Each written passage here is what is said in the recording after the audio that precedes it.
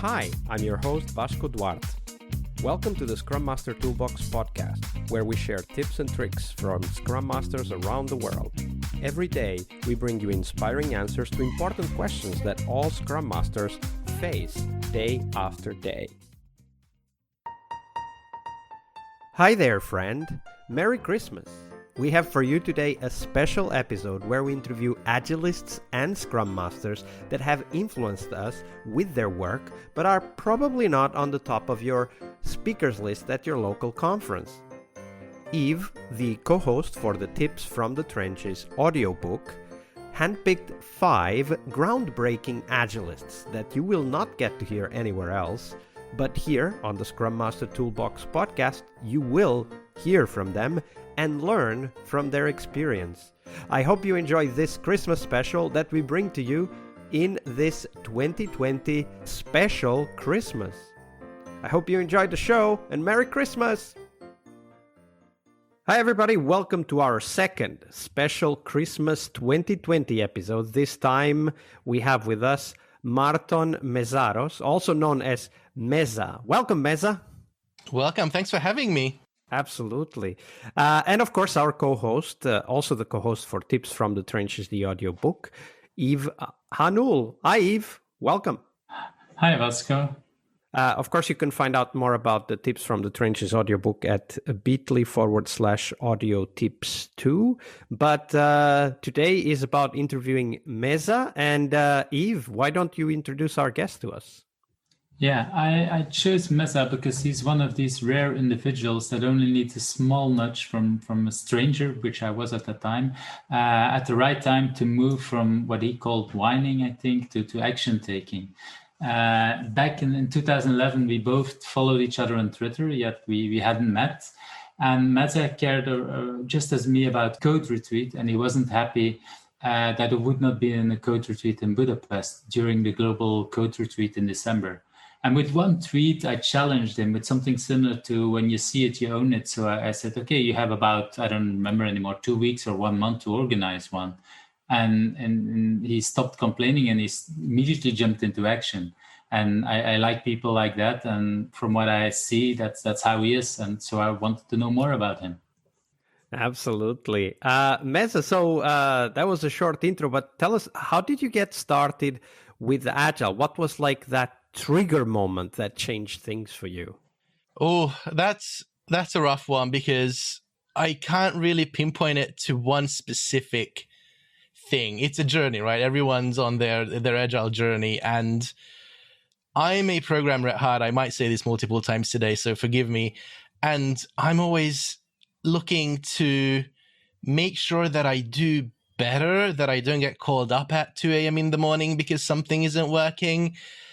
And that started off at a very technical aspect of I was working with embedded software, with custom programming language, and we just had to make things work. So I started looking into how do I, make this work, and then found unit testing, and then I found XP, and that was about it for a while. And it was weird to wrap my head around it, to accept that I'm not going to write good code until I know it's good. Like, it's a definite mental transformation.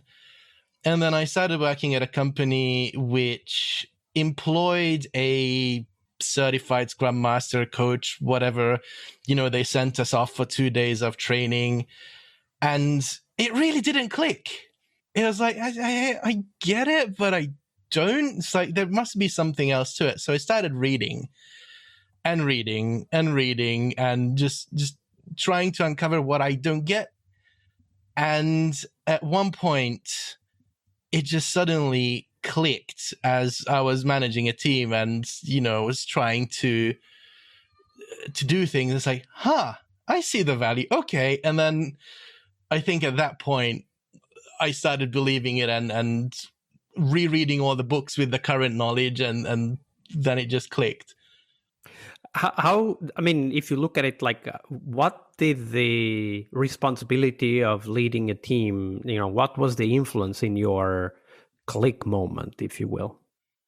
You always see other people more than you see yourself, right? So I was coaching someone later, and coaching that person made me understand what I was going through. And it was the transformation of responsibilities. Instead of, micromanaging what everyone was doing, I was suddenly in charge of figuring out the constraints that then the team will have to work with and solve. And it's a big shift. If you're stuck in the mindset, okay, I need to tell that person what piece of code to write, going to you don't have to worry about that. You have to worry about making sure they can come up with the piece of code they can write. That was the thing. Once that clicked, it worked. But it's a very, very tough transition, because you have to let go of something that you know for something that you don't, and then just roll with it. Indeed. So if you had to pick out from all the different lessons that you had before and even now, one particular lesson from your Agile journey to share with our listeners, what would that lesson be? Oh, so as I said, I'm a programmer, and I love instructions. I love clear things to follow and repeatable patterns, and something that you can apply to every problem. And we have our design patterns, we have other ways of solving problems. So the way I was tackling Agile for a very long time, and I made massive mistakes. Oh my god. Big mistakes were made in the making of this Agilist. I've tried to introduce Scrum or introduce Kanban, make people bend to the tools instead of making the tools work for the people. And that was a painful lesson to learn, but it is definitely something that I think back, it's like, oh my god, how was I so stupid? But how wouldn't I have been? Like, I've never seen the alternative. It's just being super self-aware is probably not a good thing, because it causes more trouble than not. But I was like, why isn't this working? But as soon as I flipped and I tried to let go of all of that and say, okay, so what do we need to achieve? Let's find the right tools to help us with that. That's when things started to work. That's when teams started to be performing. It was a massive, massive payoff. And fortunately for me, I was working with the right team who actually was able to benefit from that payoff. So it was very fun to finally have a reward for my effort. So are you saying that your personal lesson was also to let go? Try to let go. Is that a way to rephrase it? More like the personal lesson was not to focus on the tools, but to focus on the people. And once you do that, and you know your tools, you can apply the right tools for the right team composition, the right problem, the right people. It's difficult, but you can't just apply a single set of repeatable instructions or a checklist of Scrum to a group of people to have the same effect. That's not how people work. So what I hear, Meza, is that when you were trying to get people to follow, Scrum, Kanban, whatever, you bumped into problems over and over again. But at some point, you, instead of asking people to follow the process, you changed the process to fit how people were already trying to work. Is that what you mean? Exactly. And that is that was very valuable, because everyone's in a very different place in their life, either technically or mentally. And you can work with an individual and have them follow Scrum, but as soon as you put them in a team, they don't work. So you constantly need to evolve and observe how you can apply the tools that you know in order to help and empower people to be a good team. Absolutely. For me, one of the things that I identify in that story and that lesson that you shared is that once you try to follow the rules, even us, like not others, but when we try to follow the rules and we want to follow the rules, we very often miss very important information of things that are going on around me. And of course, I have my own personal journey, and for me, it was, of course, something different than for everybody else. But for me, it was trying to follow the rules of project management way back when, and then understanding that what I was trying to achieve was to get people to comply rather than succeed. Right. And Exactly. it was when I was able to like step back and start thinking, okay, so what do we need to succeed? Right. And then I started to say, okay, so this tool today makes sense, but maybe tomorrow doesn't make sense. And then started to kind of craft a different approach based on how the team was flowing, if that makes sense. Yeah. And the compliancy, typically, if you succeed that they comply, you get complacency, then they don't care about because they only comply. And that's even worse. So. But ironically, most of the conversations, even for us Agilists, start with the compliance aspect. And that's not necessarily a bad aspect because it can trigger other thinking. But for me, it was when I stopped worrying about compliance that I actually started to see results as well. Yeah. Exactly. It's the conversations that you need, indeed. And it's just like with children, you give them some rules and until they're able to challenge the boundaries, and then you find out other things. Because if you tell them rules, they might stick to the rules, but then find just the other thing that they cannot do or should not do. Like, yeah. And teams are really good. It was at one point, I'm horrible at recalling if it was Dan North or Chris Matz, maybe both, talking about uncertainty and accepting the fact that you don't know things. I believe it was Deliberate Discovery by Dan North. That just accept that you don't know things and go from there. And ask questions, increase your circle of knowledge, and then you have new input, and then you might need to revise how you approach things. And that's how people we coach learn as well. You know, we can't go in expecting them to know everything we're about to teach because that's not going to work. So the more they discover, the more things we can discuss, have different conversations, different tools, even with the same person weeks apart. Based on their journey, other things might work. And the more you realize you don't even know anything. because the more I discover, the more I realize, like, oh, there's so much more that I don't know. Yeah. And of course, ironically, the next question is exactly about process. So from all aspects of Agile, so Kanban, Scrum, XP, which you mentioned, what is the one aspect that you wish all teams you work with would understand and apply?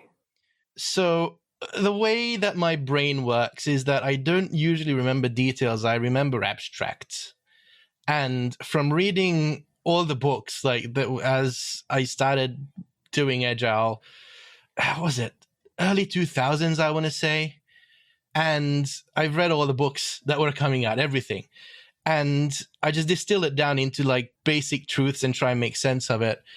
And what Kanban, Agile, Scrum, XP, whatever you want to call it, what it's about is enabling communication, teamwork, clarity, and just delivery. It's not about introducing, like the goal shouldn't be about introducing Kanban. The goal should be empowering teams and trust. And if that value is right, then it's going to be good. And a lot of teams don't understand that. A lot of companies, they want to introduce Scrum because that's the thing to do. That's not the right reason to get into it. If you want to, have a high-performant team, that's a goal that we can work with. But to just introduce a insert methodology here thing, that's not it. And I wish more people would understand that. So you mentioned already a lot that you read a lot of books.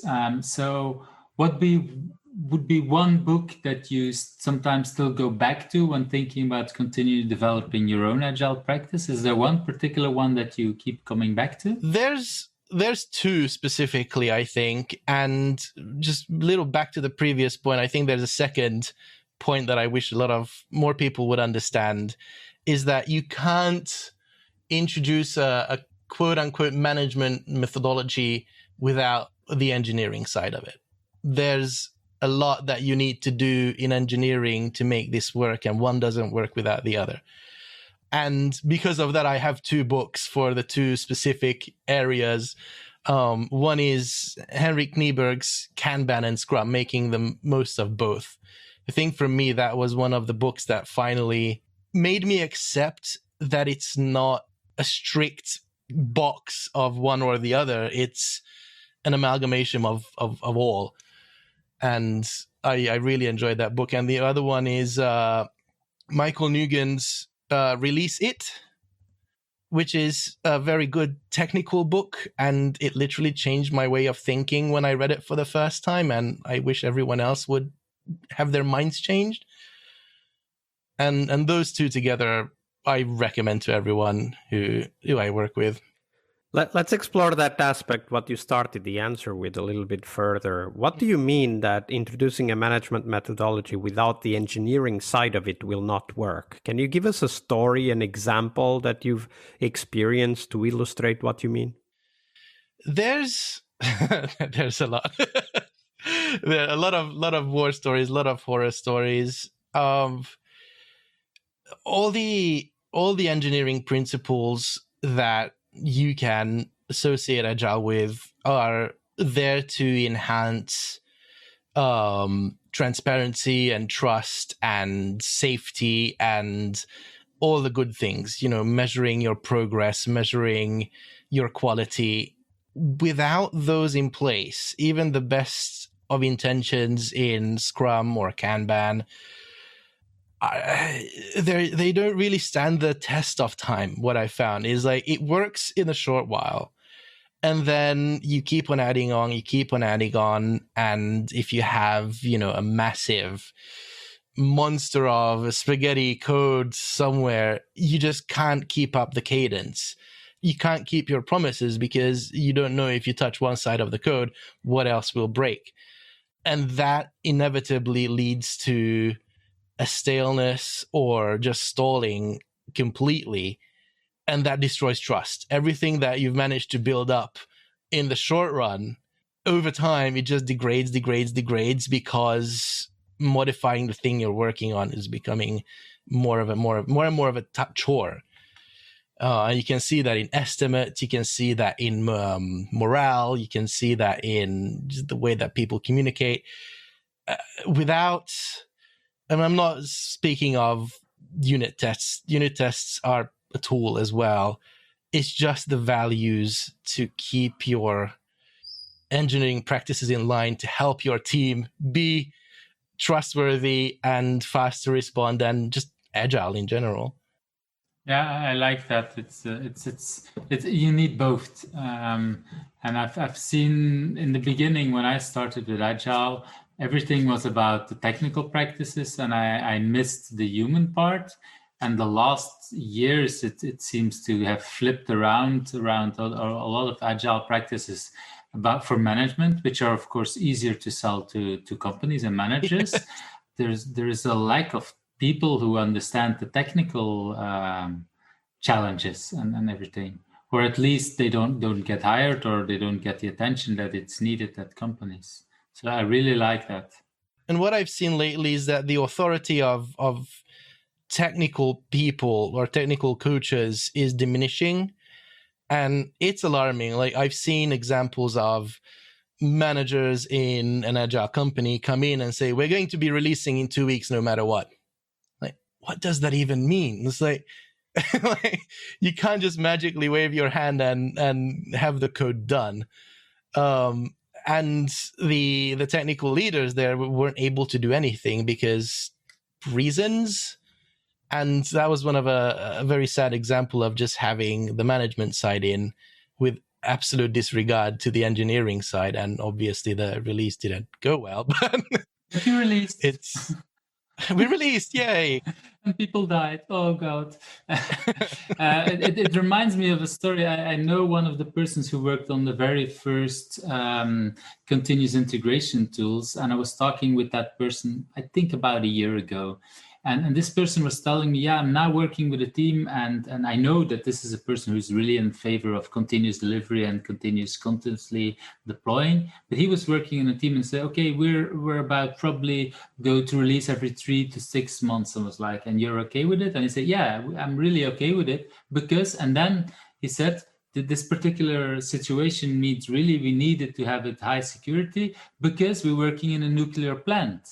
And that last part is like, yeah, of course you don't want to release every second in a nuclear plant. There are some other things that you care about, and quality needs to be at the highest level. So, and for them, like releasing every 6 months was already a huge step. Before it was like every 5 years. So going from 5 years to 1 year or 6 months, it's incredible, and that's very agile for this environment. And so that's and that also made me understand, okay, there is a balance to everything. For these companies that's really, really good, they release at high quality, very high, but it means not every second.